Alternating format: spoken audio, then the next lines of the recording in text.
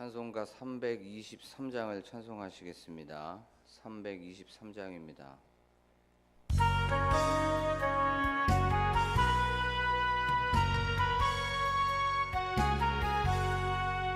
푸른 바다 나서니 몸 어디든지 가오리다. 괴로우나 즐거우나 주만 따라가오리니 어느 누가 막으리까. 죽음인들 막으리까.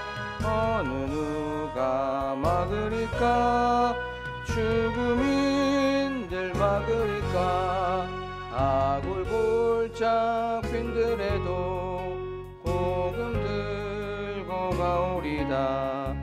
소돔 같은 거리에도 사랑 안고 찾아가서 종의 몸에 지닌 것도 아낌없이 드리리다. 종의 몸에 지닌 것도 아낌없이 드리리다. 존귀 영광 모든 권세 주님 홀로 받으소서. 멸시천대 십자가는 제가 지고 가오리다. 이름 없이 빛도 없이 감사하며 섬기리다. 이름 없이 빛도 없이 감사하며 섬기리다. 아멘. 이 시간 기도할 때에 하나님, 저희들 이 찬양의 고백처럼 이름 없이 빛도 없이 우리의 삶 속에서 늘 감사하며 주님을 섬기는, 또한 세상 사람들을 섬겨주는 그런 사람이 되게 하여 주시옵소서라고 기도하기를 원합니다. 또한 저희들 부름받은 그 사명을 생각하게 하시고, 또한 소명을 생각하는 이 새벽의 시간, 하루를 여는 시간이 되게 하여 주시옵소서라고 지금 이 시간 한 목소리로 기도하겠습니다.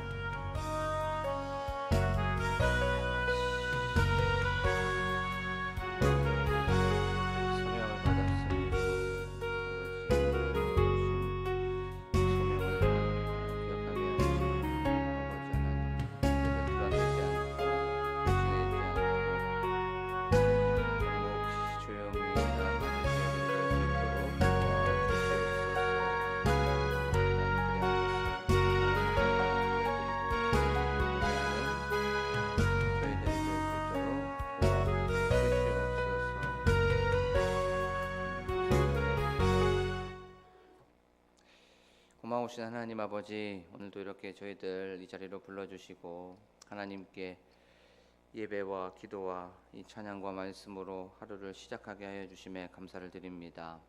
저희들이 받은 이 사명들, 또한 주님께서 부르신 그 소명을 잘 기억하게 하여 주시옵소서.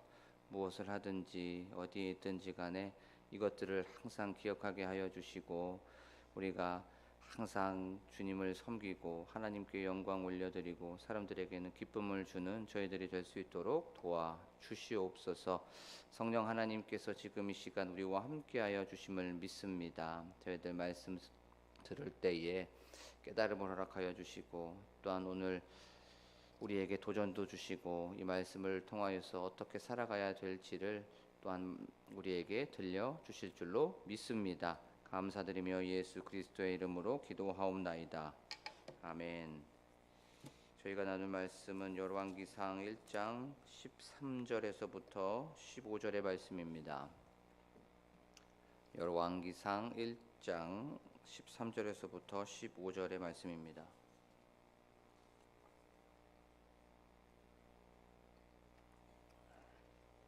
제가 읽도록 하겠습니다. 당신은 다윗 왕 앞에 들어가서 아뢰기를, 내 주 왕이여, 전에 왕이 여종에게 맹세하여 이르시기를 내 아들 솔로몬이 반드시 나를 이어 왕이 되어 내 왕 위에 앉으리라 하지 아니하셨나이까. 그런데 아도니아가 무슨 이유로 왕이 되었나이까 하소서. 당신이 거기서 왕과 말씀하실 때에 나도 뒤이어 들어가서 당신의 말씀을 확증하리이다. 바세바가 이에 침실에 들어가 왕에게 이르니 왕이 심히 늙었으므로 수냄 여자 아비삭이 시중 들었더라. 아멘. 할렐루야. 오늘도 이 새벽에 오신 여러분들에게 주님의 은혜와 또 평강이 가득하시기를 소망합니다. 우리는 저번 시간에 하나님의 약속을 기억하자라는 것에 대해서 말씀을 좀 살펴봤죠. 그리고 그 약속을 바라보자라는 것에 대해서 말씀을 좀 나눠 봤습니다.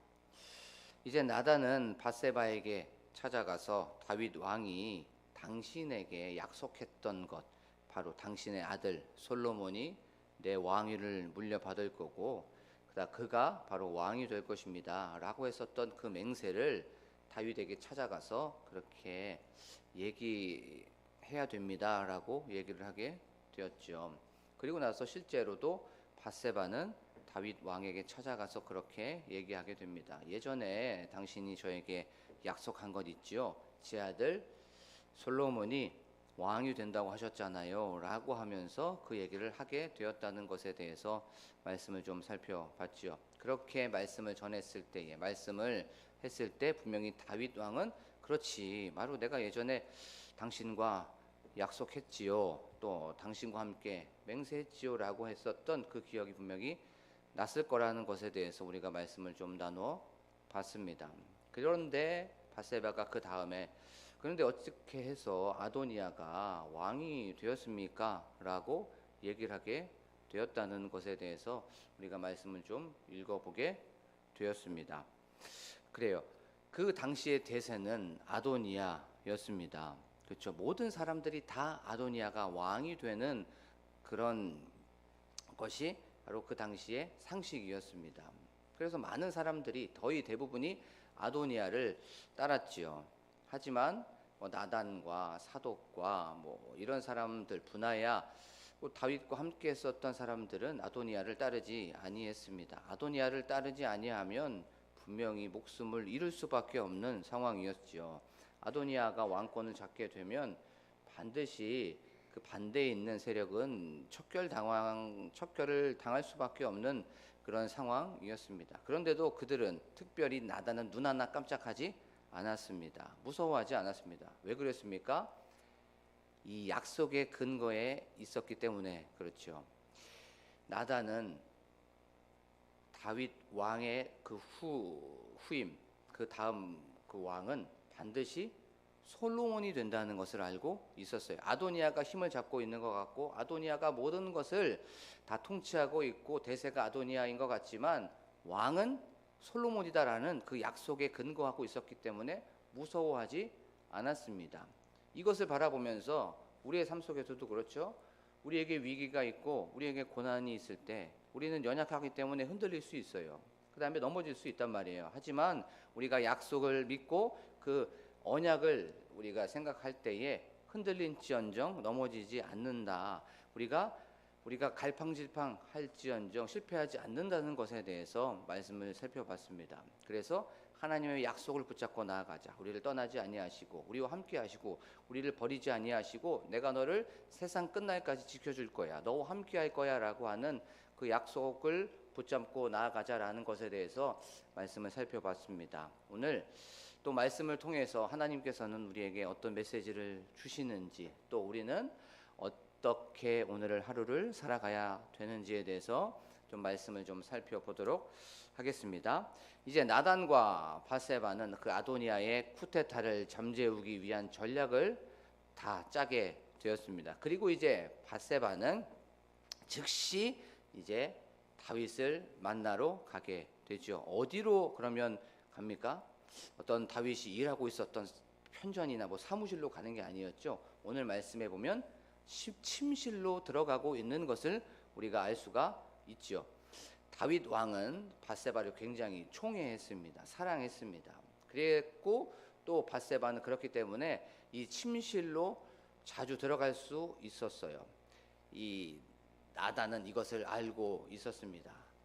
다윗 왕이 밧세바를 사랑했고 총애했었던 것, 그리고 그들의 관계가 굉장히 끈끈했다는 걸 알 수가 있었어요. 그래서 이제 바세바는 다윗의 침실로 들어가게 됩니다. 다윗 왕의 침실로 들어가 보니까 오늘 성경에 보면 다윗 왕의 그 모습을 바세바가 봤죠. 그러면서 심히 늙었다라고 오늘 성경은 말씀하고 있는 것을 우리가 알 수가 있어요. 다윗 왕을 보니까 예전에는 굉장히 힘도 있었고 예전에는 굉장히 기력도 늠름하고 또 강했는데 기운도 있어 보였는데 또 얼굴도 잘생겼는데 지금 보니까 힘도 많이 빠진 것 같고 또 지금 보니까 기력도 많이 쇠하여진 것 같고 이 마음이 조금 분명히 좀 서글펐을 거예요. 그 다윗 왕의 그 모습을 바로 심히 늙었다라고 말하고 있죠. 그런데 이건 조금 더 성경 안에서 보면 심히 늙었다는 건 왕이 심히 늙은 겁니다. 왕이, 그렇죠? 이 심히 늙었다는 걸 암시해 주는 것이 있어요. 그것은 바로 이제 그 뒤에 있는 후계자를 결정할 때가 되었다는 것을 암시해 주고 있는 겁니다. 이제 그 정권을 물려줘야 되는 때가 된 거라는 것을 심히 늙었다, 왕이 심히 늙었다, 왕의 힘이 다했다라는 그 표현을 통해서 바로 이제 곧 왕이 바뀌어지게 되겠구나라는 것을 독자들에게 얘기해주고 있는 겁니다. 왕이 이제 심히 늙었어요. 그 다음에 어떤 사람이 한 명 등장을 하게 되죠. 바세바가 이에 침실에 들어가 왕에게 이르니 왕이 심히 늙었으므로 수넴 여자 아비삭이 시중 들었더라라고 성경은 말씀하고 있는 것을 우리가 알 수가 있습니다. 우리가 오늘 아비삭을 좀 눈여겨 보기를 원합니다. 아무도 눈여겨 보이지 않고 누구도 관심 두지 않고 있는 이 아비삭, 그냥 다윗과 나단과 바세바에게 초점을 맞출 수밖에 없는 상황 속에서 이렇게 이름 모를 한 여인이 등장하게 되는 것입니다. 자, 수넴 여자 아비삭 다윗 곁에 있었어요. 별로 중요해 보이지도 않고 별로 그렇게 주목받지 못하는 여인이었죠. 성경에서 아비삭은 그렇게 중요한 인물이 아닙니다. 어떤 평가도 없고요. 어떤 수식어도 없고 칭찬도 없다는 것을 우리가 말씀을 통해서 알 수가 있습니다. 그는 지극히 평범한 여인이었습니다. 하지만 자기가 있어야 할 자리에 있었고 자기가 감당해야 할 그 일을 묵묵히 조용히 감당하고 있는 그 여인이 바로 수넴 여자 아비삭이라는 것을 우리가 알 수가 있죠. 그의 일이 그러면 무엇이었습니까? 다른 것이 아니었습니까? 그냥 다윗을 잘 봉양하고 시중을 드는 것이었어요.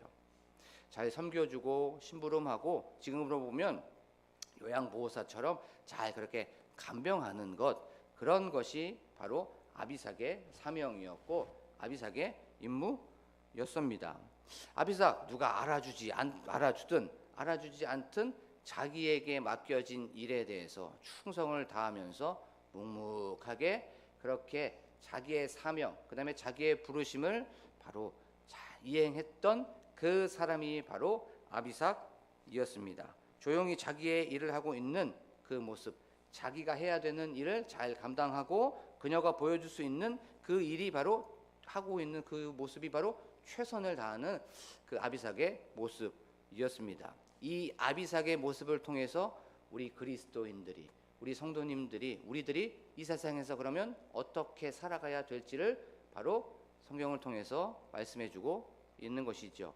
말씀을 계속 묵상을 하다가 아비삭을 계속 보고 있었어요. 아비삭을 보다가 하나의 인물이 또 이렇게 좀 오버랩이 되는 것을 좀 경험하게 되었습니다. 아비삭은 누가 알아주지도 않고 또 그렇게 특별하지도 않았어요.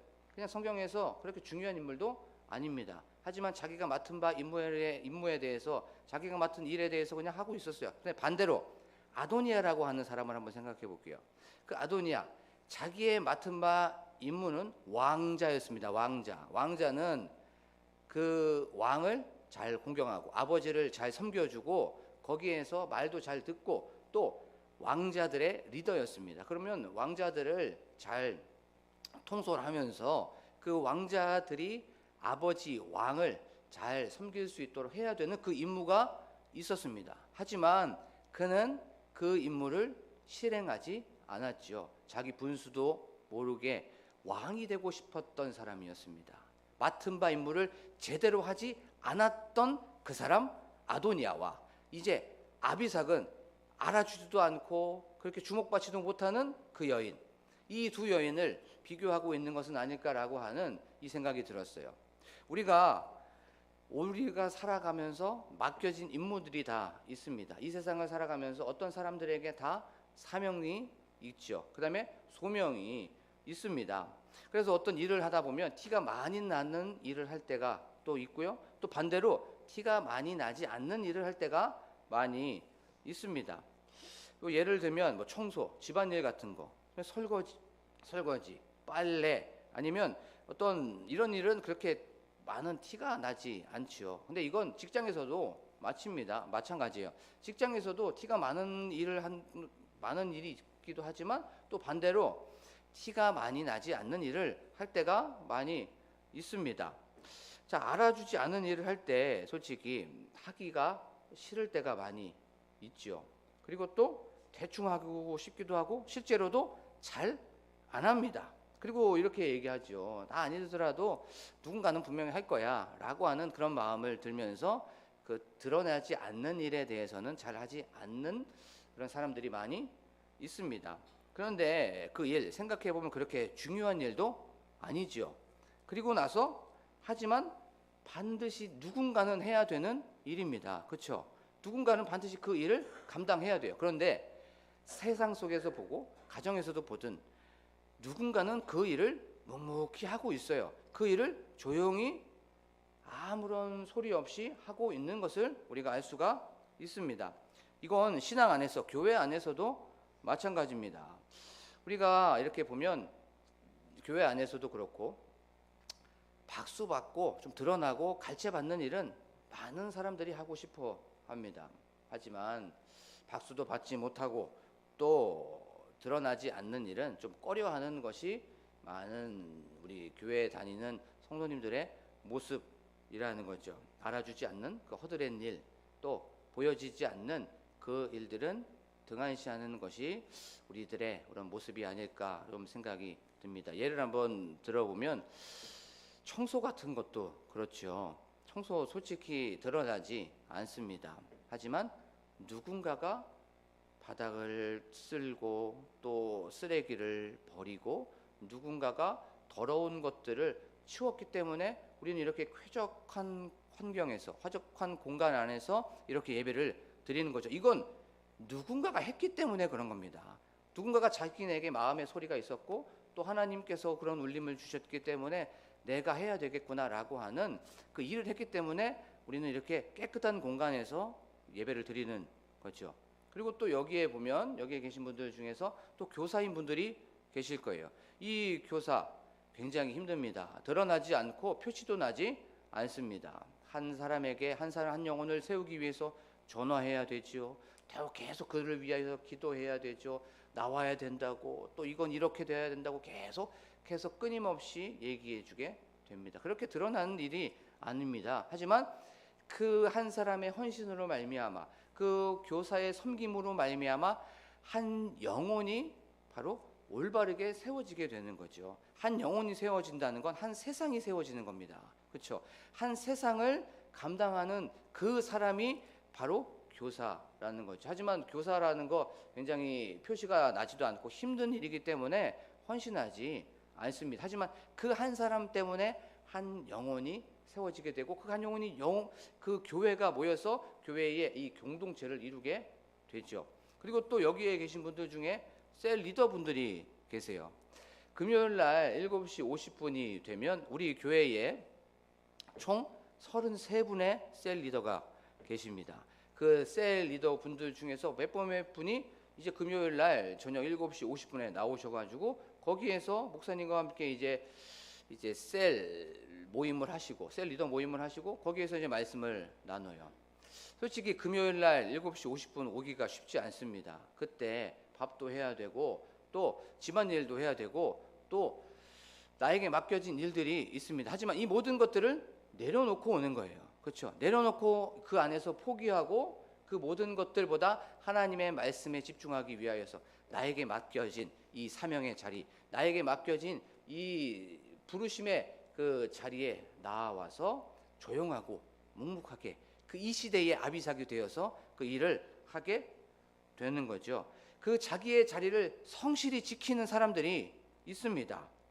신앙은요, 다른 것이 아니죠. 신앙은 다른 것이 아니라 묵묵히 자리를 지키는 것이 신앙입니다. 있어야 될 자리에 있어야 되고 거기에 거해야 될 자리에 거하는 것, 거기 안에서 내가 헌신하고 내가 그 안에서 나를 내려놓음이 바로 신앙함이라는 거죠. 그래요. 이것이 바로 무엇입니까? 십자가입니다.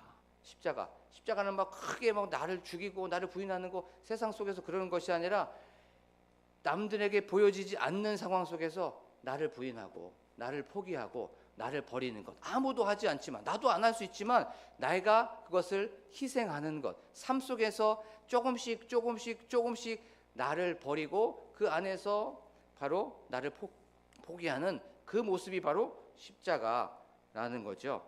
아비삭이 그런 사람이었습니다.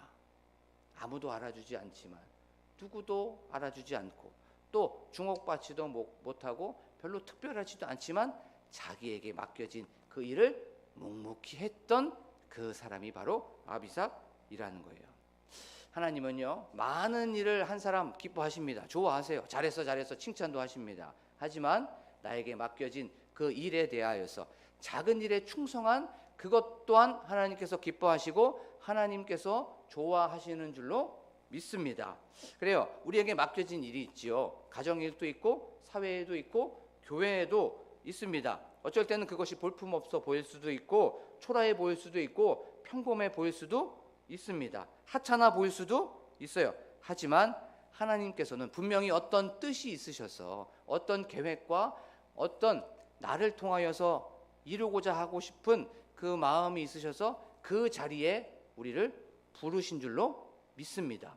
그곳에서 성실히 충성을 다하면서 최선을 다하며 나아가는 저와 여러분들이 되기를 원합니다. 사람들이 알아주지 않는다고 하여도 화려하게 스포트라이트를 받지 못해도 그것이 좀 특별하게 보이지 않아도 내 맡은 바 자리에서 그 자리에서 성실히 묵묵히 조용하게 내 일을 잘 감당하는 여러분들이 되기를 원합니다. 하나님은 그 사람을 지켜보고 계시고 그 사람을 통하여서 하나님의 일을 하기를 원하신다는 것을 기억하기를 원합니다. 그리고 하나님은 그렇게 묵묵하게 있는 그 조용하게 일하는 그 사람을 통하여서 일하시고 은혜 위에 은혜를 베풀어 주실 줄로 믿습니다. 이제 내일이 되면 추석 명절이 됩니다. 그리고 또 연휴가 시작되죠. 그러면 그 추석 연휴 때 분명히 나에게 맡겨진 자리가 있습니다.